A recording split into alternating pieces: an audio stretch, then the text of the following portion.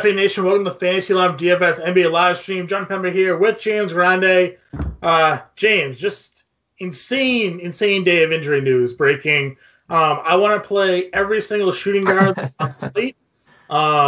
Making lineups on FanDuel has almost been a nightmare trying to figure out exactly who to play, who to spend down on, where to go. All day, I was just praying. My fingers are crossed.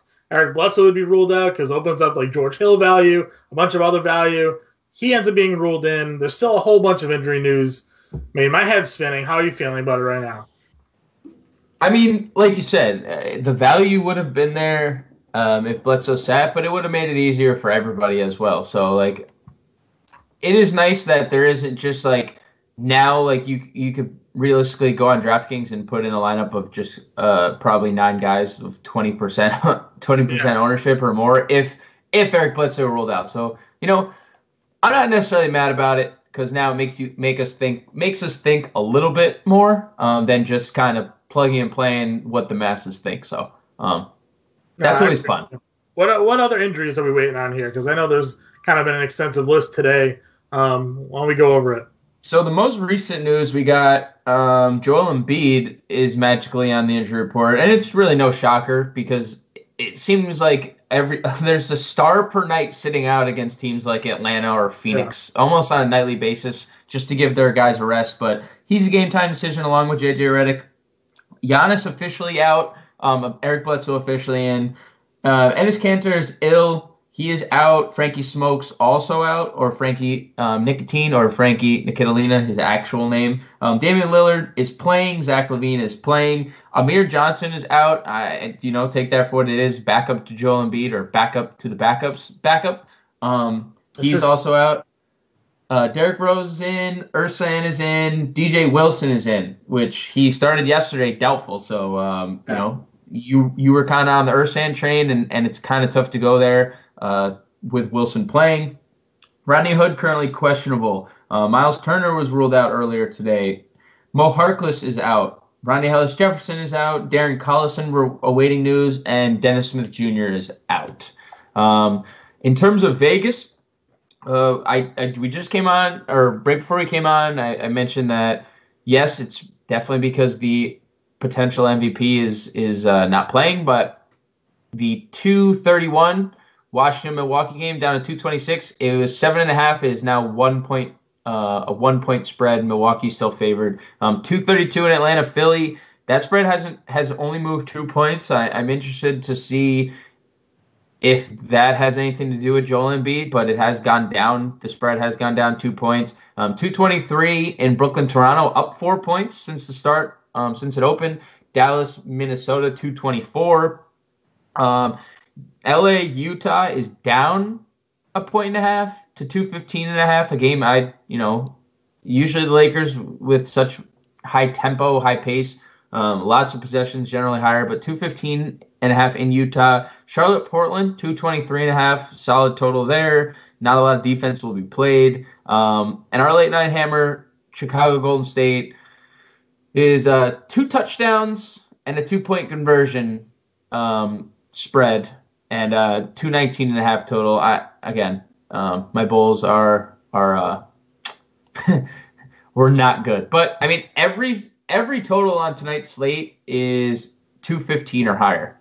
Yeah. So not only do we have just a plethora of injuries and injury news we're kind of still waiting on, but every total is high, and seemingly every spread is double digits at this point.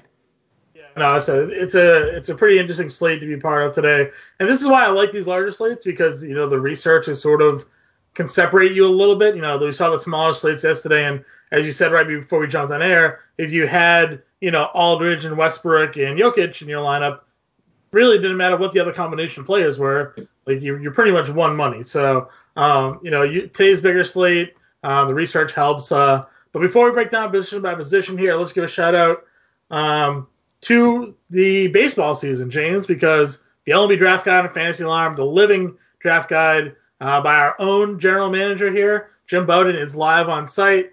Yes, this is an NBA live stream, but some of you also play fantasy baseball. Fantasy Alarm makes champions. So if you want to win your fantasy baseball league this year, then you need Jim Bowden's Fantasy Baseball Draft Guide. You get Jim's rankings with tiers and auction values. You get his sleepers, rookies, and busts. You even get front office breakdowns for every major league team from the GM himself and Howard Bender. Plus over 50 features from Fantasy Alarm Team. Want personal help? We get that too. You get experts in live chat 12 hours a day to help you with all your personal questions about your drafting during the season. Get 50% off immediately at fantasyalarm.com/draft now. Use promo code LIVE to get an additional 25% off Jim Bowden's draft guide for just $15. That's fantasyalarm.com/draft now, promo code LIVE, and you get the whole draft guide for $15. So great deal there. It's crazy. Football season's not really even over yet. Basketball season, hockey's in full swing. But we're like a month away from spring training in baseball. Yep. So pretty interesting. But let's focus back on basketball because that's why you guys are here. That's why James and I are here spending all day looking at this slate. So let's kick it off at point guard. It's interesting because I don't love the idea of paying up at point guard tonight because we thought there was going to be a lot of blowouts and the point spreads sort of said as much. We still have Curry at the top against Chicago and the Warriors, double-digit spreads there against Chicago. But Ben Simmons becomes a lot more intriguing now with the potential injury news to Joel Embiid. Atlanta allowing the most fantasy points of point guards. Simmons is playing really well just as it is anyways. So I've kind of shifted my focus a little bit now, and I'm looking to get Simmons in a lot of my lineups. Of course, I'm sure right before roster lock we're going to find out Embiid's in. We're going to have to probably pivot. But even then, I almost feel like Simmons is still a good play, even with the blow potential here, just because of the matchup and the way he fills out the box score. I mean, he's been good in this recent stretch of games. You mentioned how good he's been. Embiid's been healthy in all of them. Yeah. So, if anyone takes a hit, it's generally Jimmy Butler, and it's not Simmons. So, I like Simmons either way. The matchup is really enticing. I think if Embiid sits, I think he becomes a core play of your cash lineups. Everyone's cash lineups. I mean, yeah. For sure. He could be anyway, but if Embiid sits, that just is pretty highly owned over on FanDuel as it is right now. If you subscribe to Fantasy Alarms, DFS NBA Playbook, and you also get access to our ownership projections, and there you can find out who we're projecting to be the highest owned players in large field tournaments. And Simmons is one of the top owned players in the entire slate right now. So even before really the Embiid news. If Embiid gets ruled out, I expect him to be even more popular. So I'm in there. Then we come to this matchup between Lillard and Walker. And Lillard was pretty much questionable all day with an elbow sprain, got ruled in. But this is also a matchup between two point guards that have pretty much sucked, of late in terms of like fantasy production versus price tag. Do you have any interest in the Charlotte-Portland game? Hey, I mean, we saw last night. That doesn't mean anything. We just look at what LaMarcus Aldridge did. Scored 56 actual points.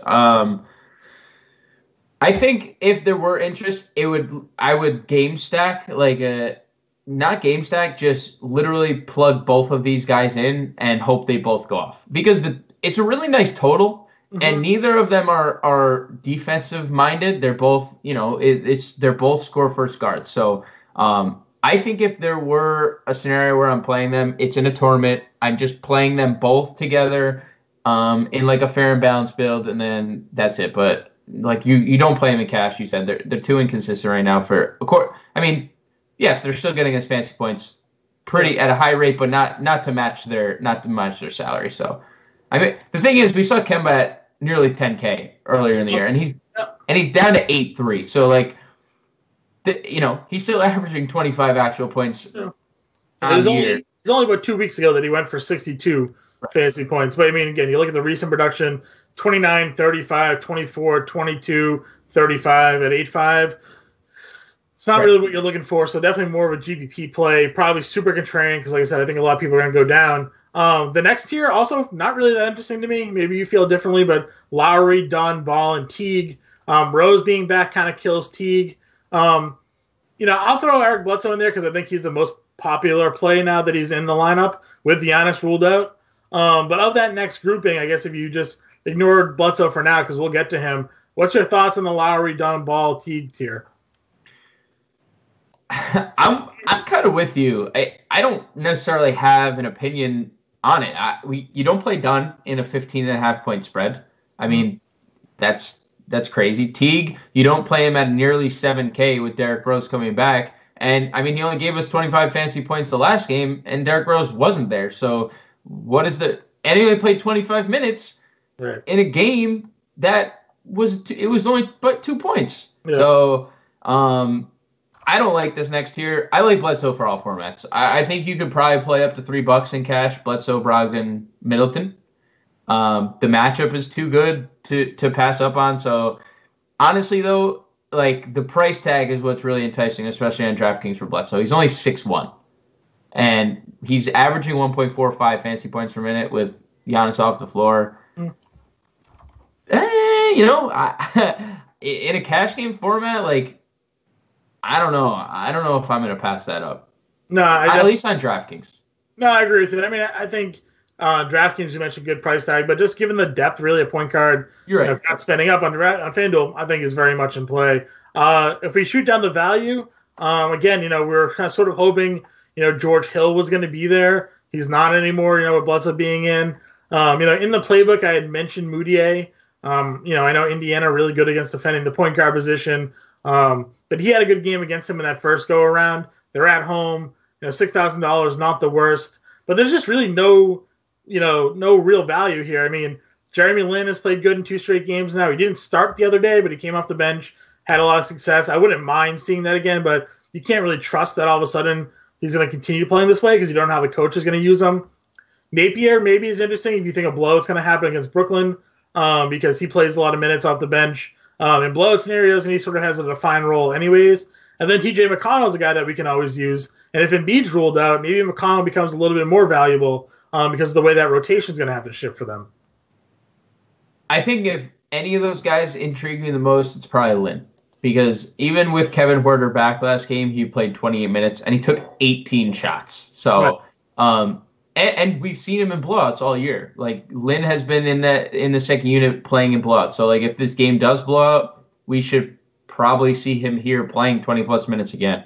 I think JJ Barea in tournaments, just because no Dennis Smith, I know he played horribly last game, but he still took 9 shots in 18 minutes. Obviously, Jalen Brunson cuts into that. And then I know Darren Collison has played 3 straight games he's been ruled questionable in, but if he's ruled out, I mean, Corey Joseph is only 3.4K.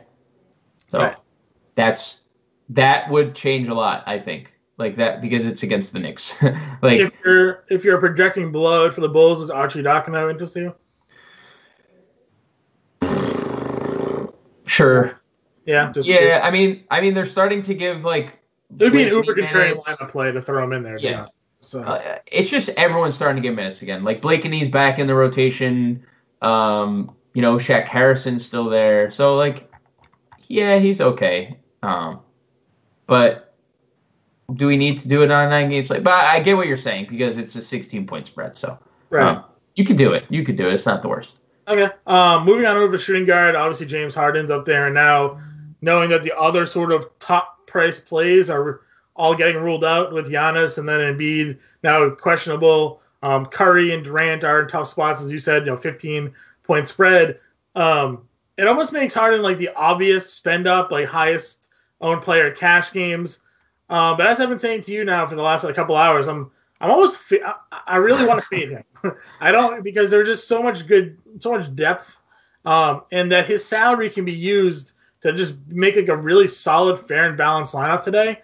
If you just fade him, am I crazy to fade Harden in all formats today? I mean, like, if you want me to answer that honestly, yeah, I'm gonna say yeah, but like I get what you're saying. I believe you, and I believe in your ability as a DFS player and an analyst. And then I look at Harden's last 5 games, and he's averaging 73 fantasy points per. I know. And like even you're like, how do like I want to fade it, but like you look at it and you're like, how do I fade it, right? Like how can I? So this is how I justify it. Because we just got an update again here on Bede, not going through his usual workouts, pre-game routine.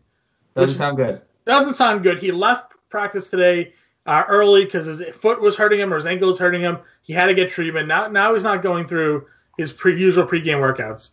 For $3,000 less, I can play any one of these guys essentially of Beal, Oladipo, Doncic, Mitchell, Butler, and Middleton. And that's varying, like anywhere from $3,000 to like $4,000 less. Right. I could play any of those guys, which means I can really play two of them because given how you're also playing Donovan Mitchell pretty much anyways, you can get rid of Harden, put in another one of those guys, and then that opens up salary for you want to play Sabonis and Ibaka today, or something of that nature. It just opens up another position where you were spending down looking for value. And I think I'm going like, quantity over quality, I guess is the way we're going here. But then if you also look at the last three games, at least on FanDuel for Harden, like 64, 59, 53, well, I think Jimmy Butler can get you 60 against Atlanta if it's just him. I think Mitchell can get you 60 against the Lakers if it's just him, or 50 against the Lakers, if it's just him. We saw him go for 50 against Orlando. So, I don't know. Price per dollar, cost per analysis, the X factor that we're always looking for here. I think I'm going away from him. I think I'm fading James Harden today. Would he be more intriguing to you on DraftKings where we get the bonuses for double-double, triple-doubles, and less turnover points? Yeah, I mean, mildly, because on DraftKings, you can play all of the guys I just